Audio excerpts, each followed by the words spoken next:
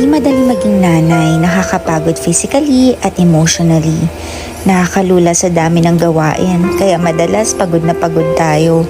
Pagising sa umaga, simula na ng unending task. Pero kahit nakapagod, hindi pa rin natin to pagpapalit. Thankful tayo sa gift ng motherhood.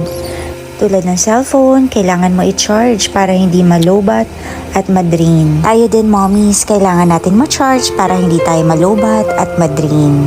We need to connect to the power source. Talk to God, spend time with Him. Kailan ka huling nag-devotion? Kailan tayo huli nakipagkwentuhan sa Kanya? On our own, hindi natin kaya, mapapagod tayo, malulungkot, mag-worry, kaya kailangan natin siya para sa araw-araw na lakas, guidance sa pagpapalaki ng anak, at dahil nothing tayo kung wala si Lord. Inay, kung pagod ka, bukod sa pahinga, connect to the power source, connect to the Lord. We don't have to